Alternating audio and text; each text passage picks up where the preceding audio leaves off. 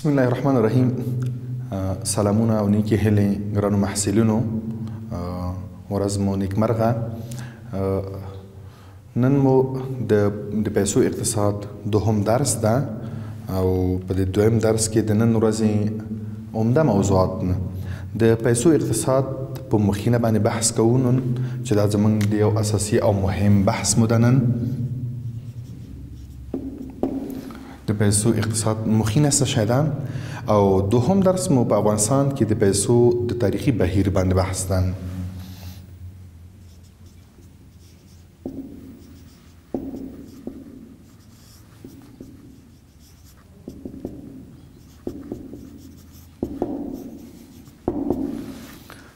تاریخي بهیر په دغه دوه عمده موضوعاتو باندې نن ان شاء الله له تاسو سره یو.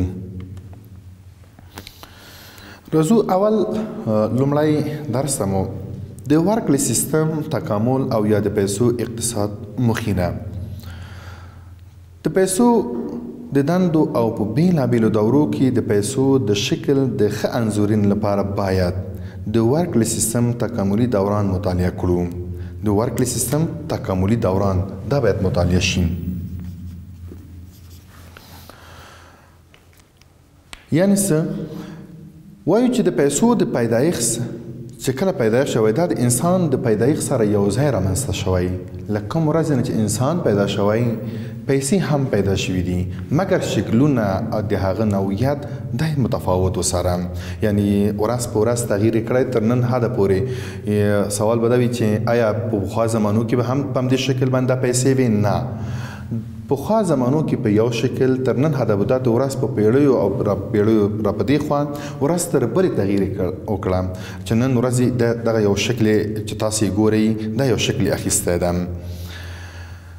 په یو اقتصادي سیستم کې د معاملو د ترسره کېدو طریقه او د ورکړې سیستمونو د پیړیو په تېرېدو تکامل کړی او پیسو هم خپل تکاملي دوران بشپړ کړی ده.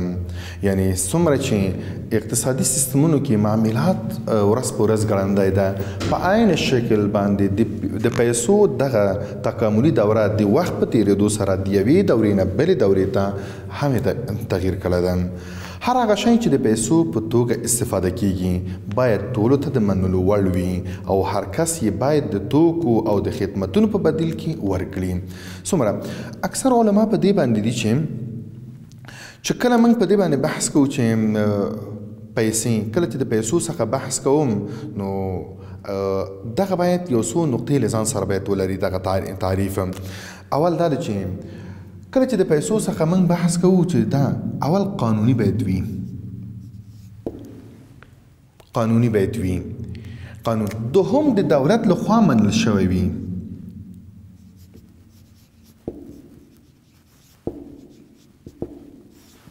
د دولت لخوا منل شوی وي. دوه نقطې ډېرې مهمې دي په دې دوران کې د پیسو. موږ کله چې وایو چې قانوني وي، کله چې د قانون څخه بحث کوم یعنی دغه پیسې زموږ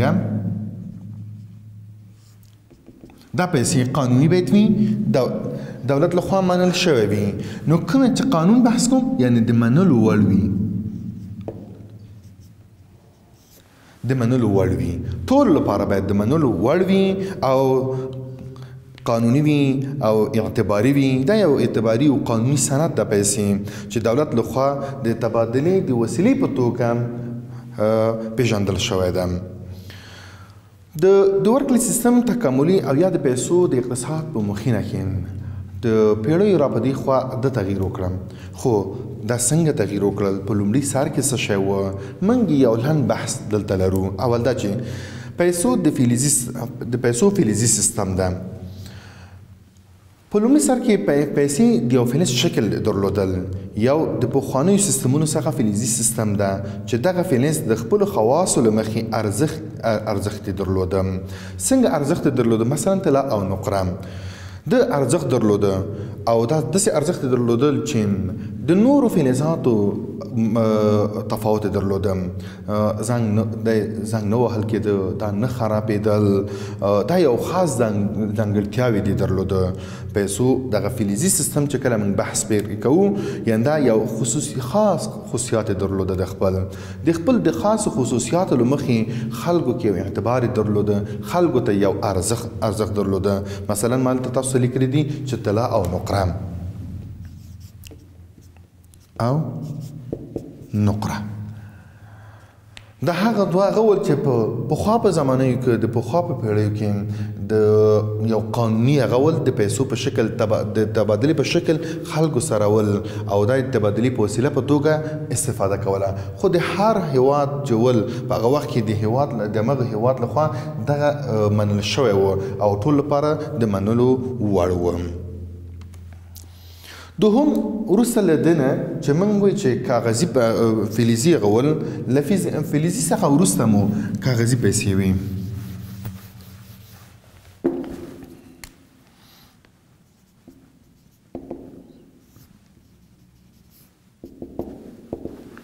کاغذي پیسې ول یوې لوی اختراع څخه د بانکنوټونو اختراع کول ول. د ورک په سیستم کې بل پرمختګ د کاغذي پیسې رامنځته کېدل و. یعنی کله چې د فلزي پیسو څخه وروسته کاغذي پیسې راغلل په هیوادونو کې، په هغه وخت کې د وخت مروج شول. دا یو ښه پرمختګ و، یو ښه اختراع وه چې هغه وخت کې دا رامنځته شو. اوسنۍ کاغذي پیسې د قانوني پیسو په توګه پیژندل شوی ده. یعنی هغه بانکنوټونه چې دولت تایید کړی او قانوني بڼه لري کولی شو د پور د ورکړې په توګه استفاده کړو. یعنی اوسنۍ کاغذي پیسې چې موږ لرو دا یو قانوني پیسې دي، د دولت لخوا منل شوی ده، د خلکو لپاره ارزښت لري.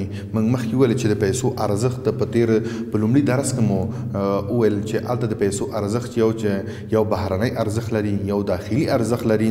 نو دا همغه کاغذي پیسې دي چې موږ هم بهرنی ارزښت لرو او هم داخلي ارزښت لري.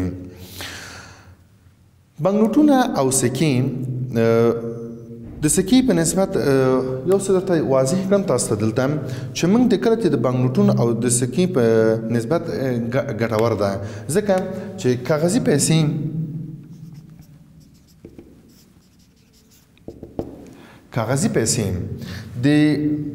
د سکې په نسبت باندې چې مخکې مو د فلزي هغه بحث وکړل، فلزي سیستم د دې په نسبت باندې کاغذي پیسې دا ګټوره ده. او لکه ګټه په څه شي کې ده؟ فلزي پیسې دلته زموږ وزن درلودل، دا ډېر وزن درلودل، د هغې یو ځای نه بل ځای ته انتقالول ډېر سخت کار و، وزن درلودل. مګر کاغذي پیسې دومره وزن نه لري. مګر د بانکنوټونو او سکې اساسي ستونزه یو شته پکې، یو اساسي ستونزه لري. څه ستونزه لري؟ موږ وایو چې دا هم یو فزیکي شکل درلوده موږ ته، او دا هم یو فزیکي شکل لري دلته کاغذي پیسې او دا دواړه د وزن زیات درلودل، بیا د دې په نسبت باندې کاغذي پیسې خول. خو دا دواړه په مجموع کې یو ستونزه دا لري چې دلته د یو د غلا مسله ده په هیوادونو کې. د غلا کېدل یې ډېر په اسانۍ سره کېږي. د دغه پیسو د فلزي او د کاغذي دغه دواړه د غلا کېدو ستونزه لري او د معاملاتو پر وخت کې حجم ډېر لري. کله چې زه یو معامله کوم، ډېر لوی معامله مې وي د خلکو سره، نو پیسو ته ضرورت وي، ځکه فلزي پیسې موږ انتقالولی یا دا چې موږ کاغذي پیسې انتقالوو، نو د حجم له مخې لږ ستونزمن ده په دې هیوادونو کې. دریم درته د پیسو الکترونیکي سیستم ده.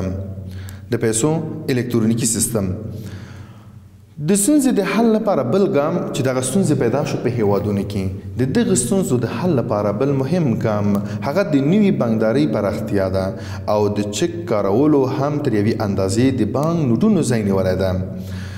مهم خبره په دې کې دا و چې کله چې دا پیسې الکترونیکي شي، دریم پړاو یا دریم مرحله چې لکه د فلزي سیستم نه کاغذي سیستم ته راځم او د کاغذي سیستم نه الکترونیکي سیستم ته راځم.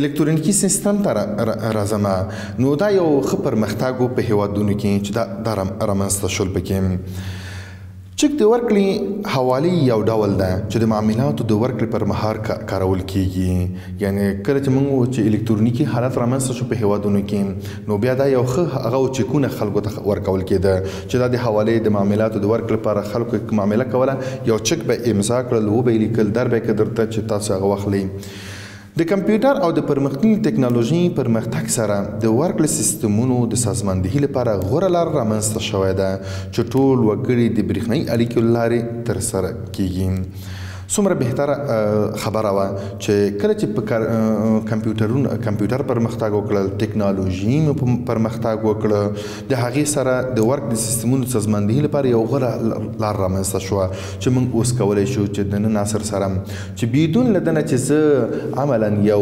فیزیکلي زه پیسې له یو ځای نه بل ځای ته انتقال کړم کولی شم چې د الکترونیک د لارې نه یا د بینکینګ د لارې نه د خپل پیسې ټرانسفر کړم یو د یوې ځای نه بل ځای ته د یو هیواد نه بل هیواد ته یا هم دا سهولت دا هم لري چې موږ کولی شو چې په هر هیواد کې اوسو موږ په اسانۍ سره کولی شو چې د خپل پیسې یو بل ته انتقال کړو یعنی د ته ضرورت نشته چې موږ ځان سره پیسې نقد پیسې یعنی کاغذي پیسې له ځان سره ولرم یا فلزي سیستمونه فلزي هغه ول چې هغه پخوا په وختونو کې ول یعنی دا یو ښه سهولتونه رامنځته شول چې د ورځ تر بلې د خلکو د ضرورتونو د رفع کولو لپاره د خلکو د سهولت د رامنځته کېدو لپاره یو ښه لامل وګرځېده یعنی څومره چې پرمختګ یې کړی لا د پرمختګ په حالت کې ده چې ورځ په ورځ تاسې خپله هم ګورئ تاسې شاهد یاستئ د دې چې ګورئ چې د الکترونیکي سیستم د لارې نه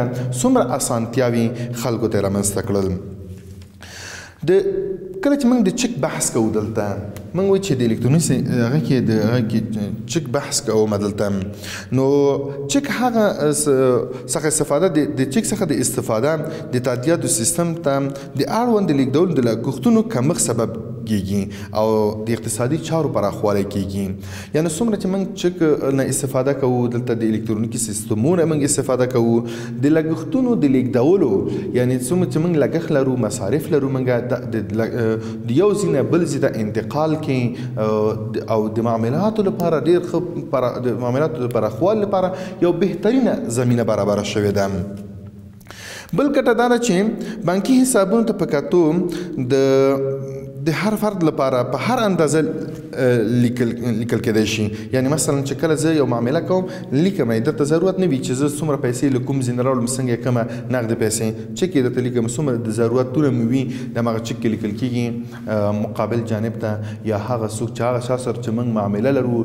یا له هغه سره چې موږ تبادله لرو هغې ته په اسانۍ سره موږ ورکوو مګر نو په دې سره د هغه معاملې اسانه کېږي او د ډېرو پیسو د ترسره کېږي چې کله موږ دا پیسې د یو ځای نه مخکې موږ بحث وکړو چې دا پیسې د یوې نقطې نه بلې نقطې ته موږ انتقالوو د غلا کېدو مخنیوی کېږي خو سره له دې نه هم دا خپل په ذات کې ستونزه هم لري داسې نه چې دا هم له ستونزې نه خالي ده دا هم یو ستونزه لري ځکه چې چک انتقال د یوې سیمې نه د بلې سیمې ته کله چې موږ د بحث په دې الکترونیکي هغه کې د چک کوم چک نو د یوې نقطې نه یا د یوې ځای نه بل ځای ته زه انتقال کوم او غواړم چې هلته د پیسې ټرانسفر کړم نو چک خو له ما سره ده نو دغه چک یو ستونزه لري چې د خصوصا هغه وخت کې چې پیسې باید په لرې واټن فاصله انتقال شي او زر انتقال کو دغه یو ستونزه په چک کې وجود لري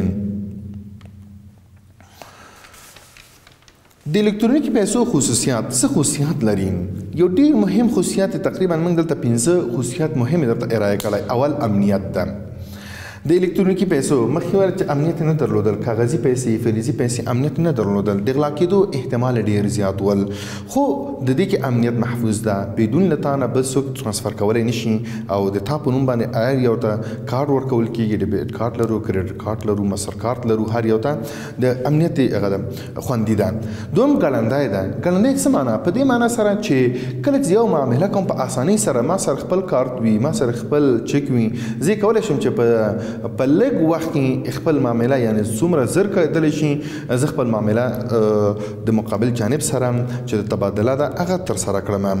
بل اسانه کېدل دي. بل خصوصیت د الکترونیکي پیسو خصوصیت اسانه کېدل.